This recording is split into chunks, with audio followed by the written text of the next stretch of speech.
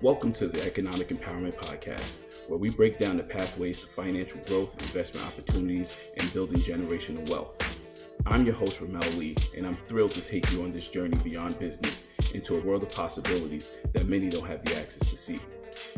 Each episode, we deep dive into topics like alternative investments, real estate, hotel ownership, and much more, bringing you expert insights, inspirational stories, and actionable advice to help you take control of your financial future. Whether you're an experienced investor or just starting to explore new opportunities, this podcast is here to empower you with knowledge and tools to make informed decisions. But before we get started, I want to remind you, this podcast is for informational purposes only. The content discussed here is not financial advice. Every investment decision carries risk, and it's crucial to do your own research and consult with your personal financial advisor before taking action. Now, let's dive in and explore the exciting world of economic empowerment.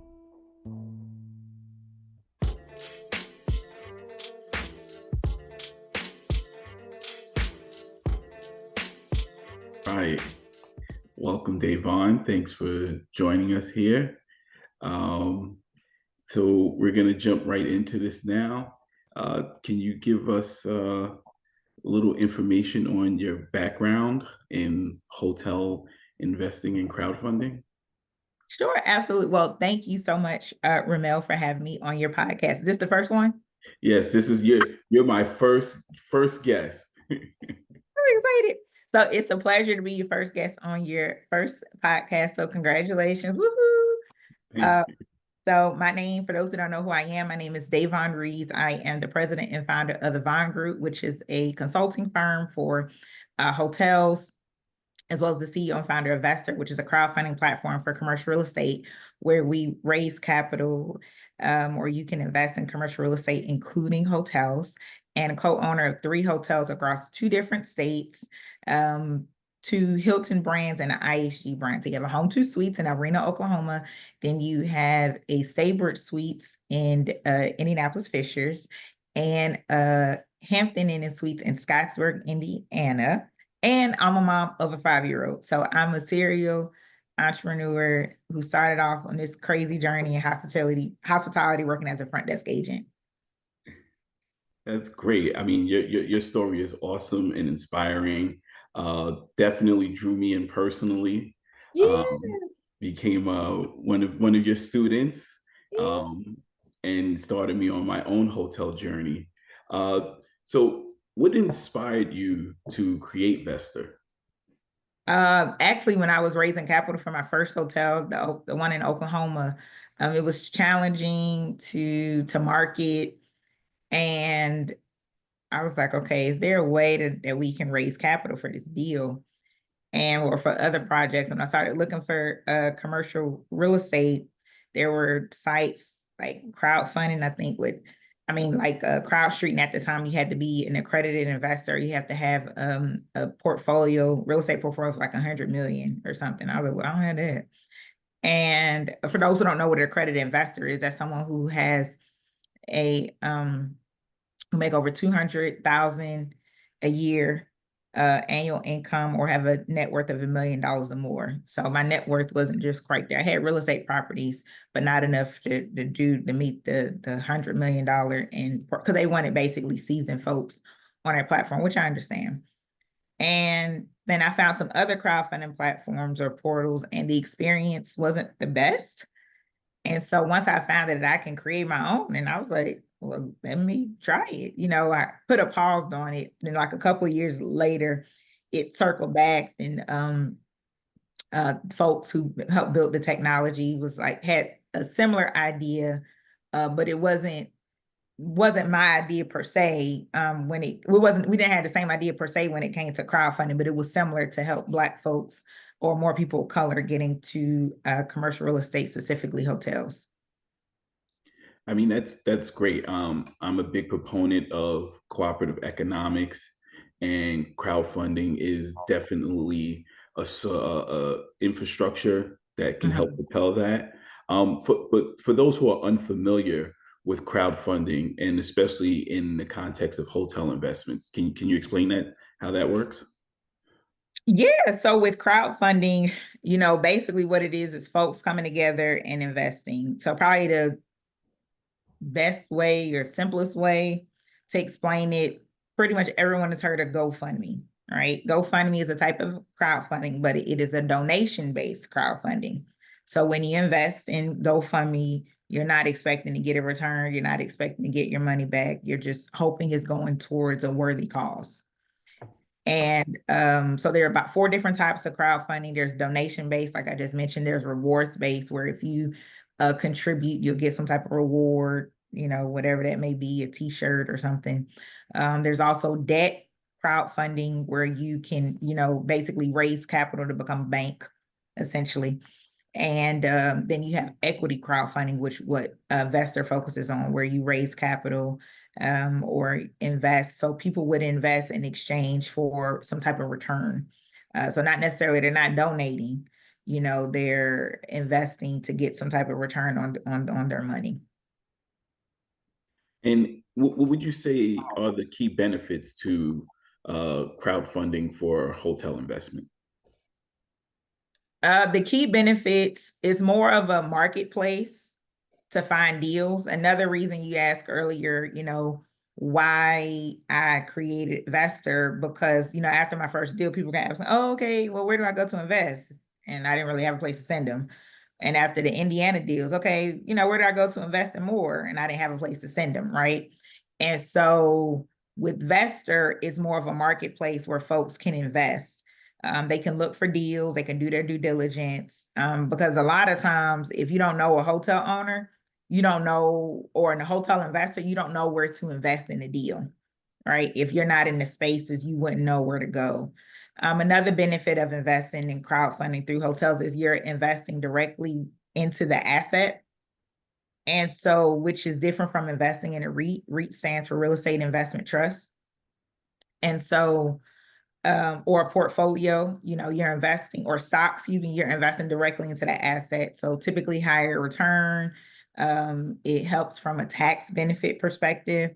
You're working directly with the owner as opposed to REIT. You just working with the investor relations. You're not investing directly into the asset class. You're just investing into a portfolio. So those are some of the benefits of investing in a crowdfunding. Another, especially with crowdfunding, we're regulated. So a member of FINRA, which stands for the Financial Industry Regulatory Authority, also regulated by the SEC. So we have to go through a lot of compliance. It's not just a website. You're investing your money in an escrow account, as opposed to, you may be investing with someone, you don't really know who they are, and you give them their account. It's not escrow.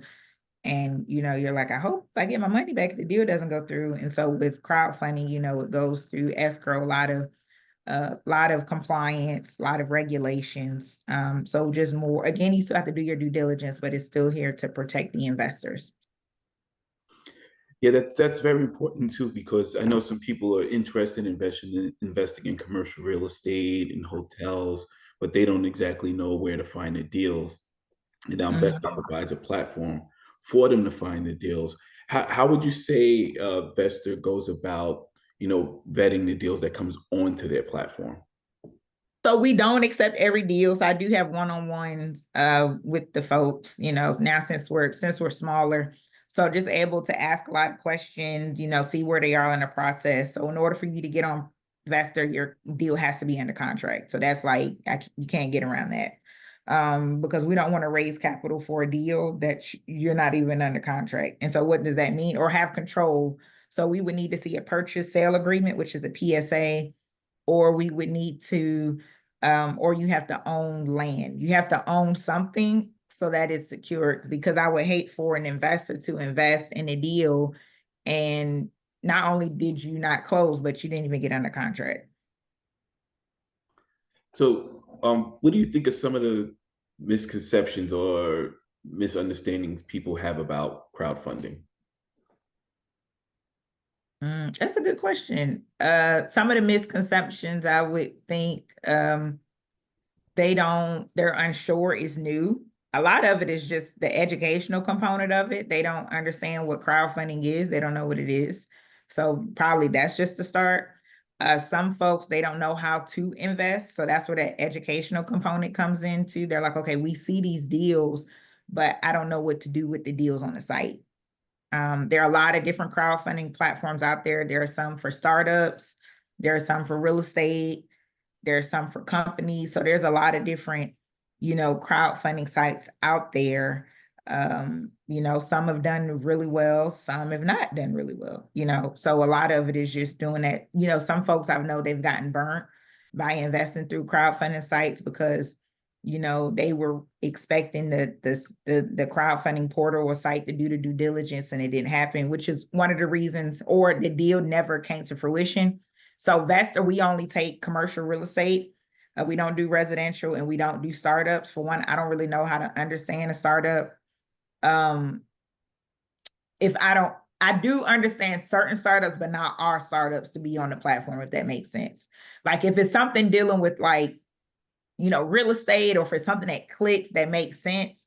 But if it's something that just doesn't make any sense to me, then I would go through, right? And so in my opinion, that was just too risky of having deals on the or startup deals. That's why I just focus more on commercial real estate. So that's why some folks, may not want to invest through crowdfunding because of the uncertainty of the deal and uncertainty of the platform. They may not know who the platform is. They may not trust it. A lot of it is just trusting the sponsor or the issuer and trusting the site itself.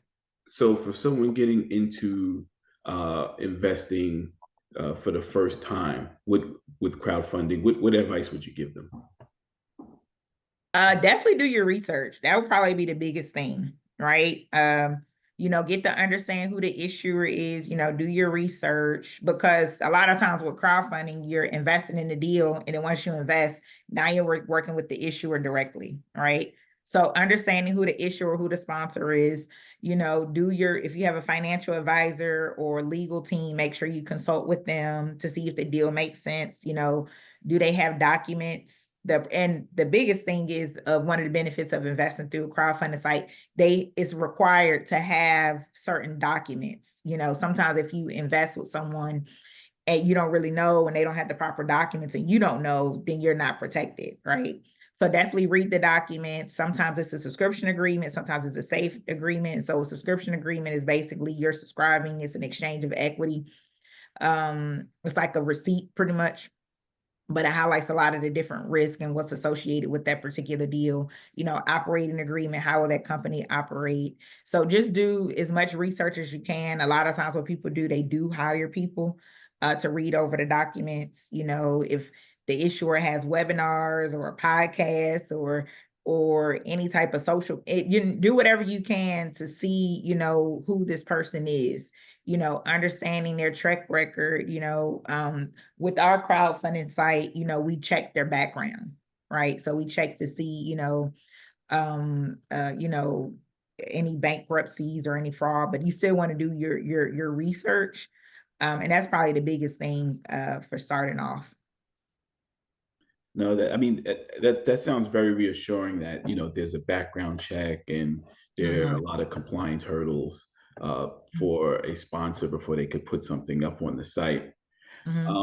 What's one of your biggest success stories so far with Vesterr? Our first deal was AJA Investments. They acquired a Holiday Inn. I think it's like 120 room Holiday Inn, full service hotel in Lake Charles, Louisiana, and they converted into a Wyndham. It's a beautiful property. I was able to attend the investor retreat. So the majority of the investors were Black. I think like 97% of the investors were Black. The management company was Black owned. The hotel ownership group was Black owned. They were the first open deal of the BOLD program, which stands for Black Owners, Lodgings, and Developers. And the broker who had found the deal was a Black female. So that was a beautiful, beautiful deal, because years ago I set out where I wanted to increase the percentage of Black hotel owners. And so for that to be the first deal on the platform, it just all came into fruition, and just a full circle moment. So that was probably one of the best success stories. And actually seeing the property and the investors able to see the property, and their lives have been changed because of the deal. I mean, that sounds amazing, right? To go from conceptualizing owning a hotel Yeah. and being able to invest in it, and then being able to go to physically be there and enjoy Yeah. it, and Mm. stake your claim as a hotel owner. That's very exciting. Well, now if someone's excited, what and they're considering their first investment, what's some of the first steps they could take with Vesterr? First step is going to the website, signing up for a free account, so that way you can be added to our mailing list. We offer education, we offer webinars, so that, free webinars. So just really, immerse yourself in the education.